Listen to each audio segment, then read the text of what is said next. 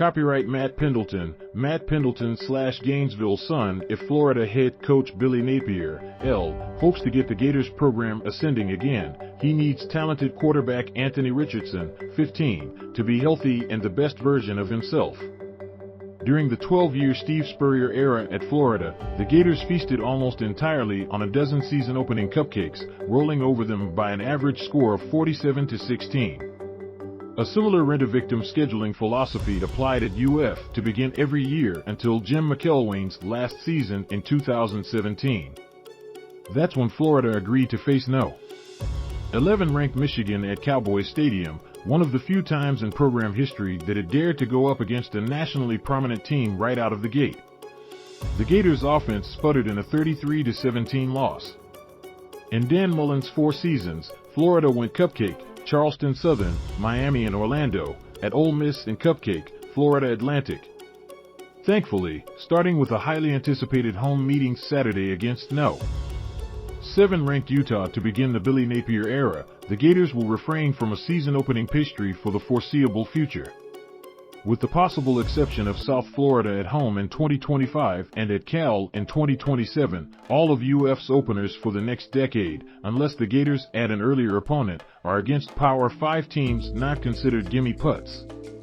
Napier's debut being against Pac-12 champion Utah, the first time in Florida history it starts off facing a Power 5 team that won its league the previous year, is a refreshing matchup that should have UF fans stoked for 2022. When the home-and-home series became official 3 years ago, the expectation was Mullen, who worked with Utah head coach Kyle Whittingham when Urban Meyer was their boss, would still be coaching the Gators. But Mullen's passivity as a play caller in last year's overtime loss at Missouri was the culmination of a stunning 2021 debacle, which led to his firing.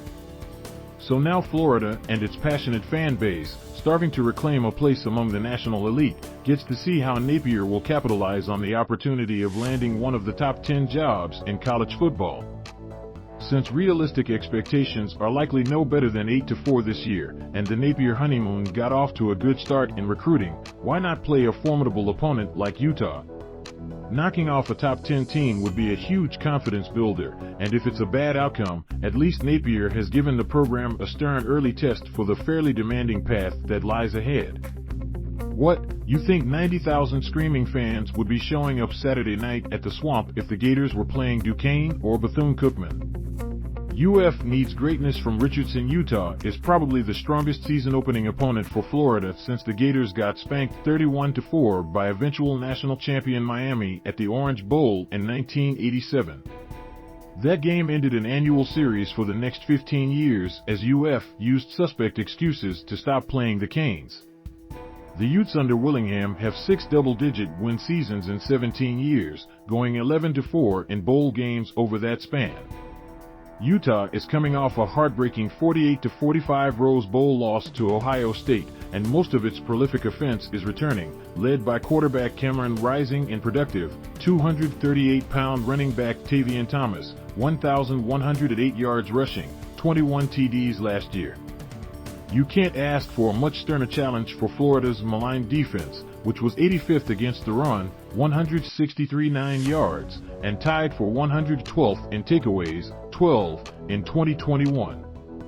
Utah is a run-heavy offense, said Gators senior linebacker Amari Burney. They come in 12, 13, 1 RB, 3 tight ends, personnel and try to run the ball. We're going to get grimy and dirty and stop the run. That's about the closest thing to trash-talking any of the Gators got Monday in discussing the Utes, who haven't played a true SEC road game since losing at Tennessee in 1984. They did knock off no. For ranked Alabama 31-17 in the 2008 Sugar Bowl. While Florida is a 2.5-point underdog, the advantage of playing at home in the summer humidity cannot be ignored. Whatever talent gap exists between the Gators and Utah can easily be offset by the Utes' defense possibly getting winded chasing dual-threat UF quarterback Anthony Richardson all over the field. Tight end Dante Zanders lights up talking about the Gators' explosive offense and its 6'4", 237-pound leader. Expecting to see great things, Zanders said of Richardson. The only things I can say about Anthony, everybody was crazy with, former UF receiver Kadarius Toney, and how he can stop and do all that stuff. He's Kadarius Toney at the quarterback position. Nothing would get the Gators home field advantage kicking in more than seeing Richardson producing big plays and avoiding costly mistakes, areas where he was too inconsistent last season while timesharing with Emory Jones. Can Napier turn things around? Beyond the excitement of seeing how much Richardson has evolved since the spring, there's the general anticipation of seeing what kind of product a promising young coach like Napier will put on the field. Given how quickly last season disintegrated, the consensus seems to be Napier has hit the proper reset button, albeit nobody knowing how long it's going to take for Florida to be a national player again. I think all of us around here like Napier simply because of the attitude and accountability factor this team will be playing with, from the pregame stretch to everything, just organization and accountability, said Spurrier, who remains on the UF payroll as an ambassador and athletic department consultant.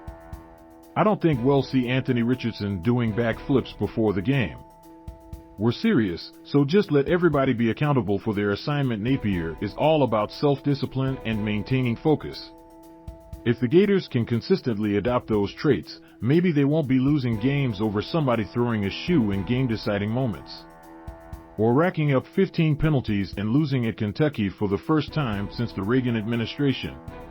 Truthfully, there probably hasn't been this much excitement for a home season opener since Spurrier's debut in 1990 against Oklahoma State, where a 50-7 UF victory proved to be a harbinger of the fun end-gun offense on display for a decade-plus years. Now Utah is a lot better than that Cowboys team, which went through a serious down cycle after future Hall of Fame running back Barry Sanders left for the NFL. Florida wants more than anything to ignite a new era of greatness with Napier. Beating Utah in a raucous swamp atmosphere could be a significant tone setter. Maybe it's a spark to push the Gators toward eventually closing the large gap existing between them and Alabama/Georgia. So what if Utah sends the Gators back to a sobering reality like Michigan did 5 years ago? Isn't it more fun and entertaining to take this kind of risk than devour another cupcake? This article originally appeared on Florida Times-Union. Gene Frenette, Gators playing no. 7 Utah only adds to anticipation of Billy Napier era.